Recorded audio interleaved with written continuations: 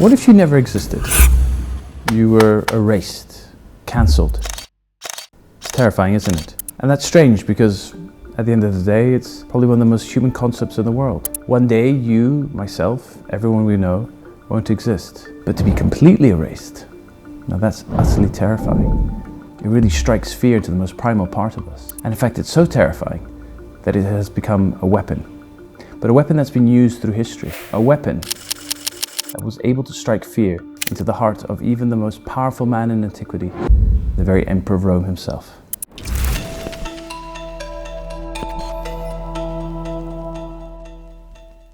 Hi, my name is Alexander Mariotti. I'm a historian and a historical advisor. When you come to visit Rome, no doubt you'll be seduced by its beauty.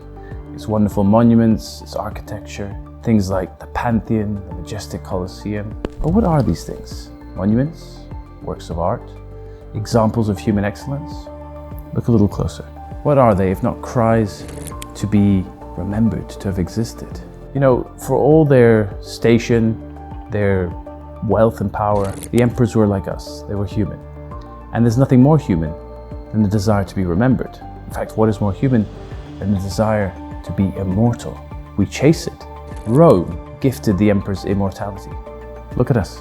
2,000 years later, we're still talking about them. The more wealth and power the emperors accumulated, the more they spent it inscribing, sculpting, building, in the hope that people would remember them. You see, in Roman belief, as long as someone said your name, you existed. So for the emperors, the most important thing was that people knew who they were. On the 13th of October, 54 AD, Rome was gifted a new emperor. He was a 16-year-old boy who had become the most powerful man in the world. His name was Nero. Initially, people were thrilled about their new emperor. He gave a wonderful speech in front of the Senate, helped by his tutor, none other than the Stoic philosopher Seneca. And when he stood before the Senate, he said that his desire, above all, emphatically, was to remove the ills and evils of the previous reign. It was a great start, filled with optimism. But sadly, that optimism must be short-lived. Erratic behavior, fiscal irresponsibility, murdering his mother, quickly put him at odds with the political class, made enemies within the Senate. It's not often spoken about, but sometimes being emperor relied on fortune, both good and especially bad. On the night of the 18th of July, 64 AD, ill fortune would change the course of history, would seal the fate of an emperor, and would give to humanity one of the greatest wonders of the world. A fire started, possibly by accident, possibly by design, in the Circus Maximus, the great racing stadium of ancient Rome that held 297,000 people. This fire was devastating. For 6 days and 6 nights it ravaged Rome, and by the time the flames were extinguished and the smoke vanished, of the 14 districts Rome had, 10 had been completely demolished and only 4 stood. Now, fires were common occurrences in ancient Rome. If you take a walk from Piazza Venezia along Via Fori Imperiali and you look to the left towards the Colosseum, you will see a grey wall built out of volcanic ash. It's actually a fire wall because on the other side was the poor area made out of wood, Sabura. And as fires were common occurrences, the Romans actually built a firewall, a physical firewall, to try and mitigate the damage that the fires would do to Rome. But you see, Nero, as an emperor, was unique. He was the first emperor to open the palace grounds to help the people who'd been affected by the fire. It was a great gesture, and one not forgotten. But sadly, Nero was about to make the biggest mistake of his life. In the wake of the fire, Nero found himself looking at a destroyed city. And in his mind, he thought what a great opportunity to rebuild Rome. And not just any Rome, the Rome that he wanted, Nero's Rome.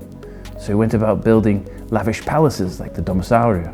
He built a huge artificial lake with a miniature set around it that looked like the Bay of Naples. So that when he was standing on his balcony of his palace looking down, it looked as if he was looking at the Bay of Naples. But he then built something incredible.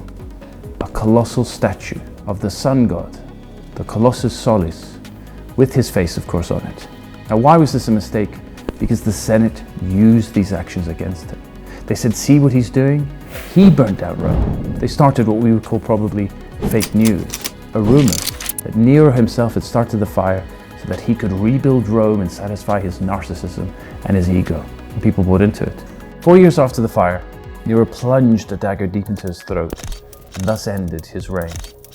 But what happened afterwards would have absolutely terrified him, even more than death itself, because the Senate passed abolito nominis, the destruction of his name. We know this today as Damnatio Memoriae, the destruction of memory, the complete erasing that this person had ever existed. Coins were clipped, statues were defaced, buildings were torn down, inscriptions were erased. He was essentially cancelled. But there's a problem. Here we are still talking about Nero. And at the same time, the Colosseum uses a title that belongs to one of his great statues. So the question becomes, can we really erase somebody? Do we have the right as a society to do so? Nero was wealthy. Others were less fortunate. Cancelling is, and always has been, a tool of the elite, one that plays on both rational and irrational fears. And it is by no means a new one. From ancient Mesopotamia, ancient Greece, ancient Egypt, right down to the regime of Stalin, cancelling has always been present through history. We should be weary of such matters, and weary of giving such power away, for we are not emperors, but ordinary Romans. And as such, the greatest tool, the most powerful tool we have, is our voice. Since the dawn of time, it is how we have expressed opinions, dissent, injustice. There's a great line from the poet Juvenal, who, though talking about another topic, fits here perfectly. Quis custodiet, ipsos custodes, which translated means, who guards the guards? Who watches the watchers? If we give that power away, the power not to talk, the power not to voice dissent, then we have to ask, who are we giving that power to? And if we give it away, what power do we have? Because inevitably, as happens, the tides may turn and we may find ourselves on the receiving end. And if you don't believe me, just ask Nero.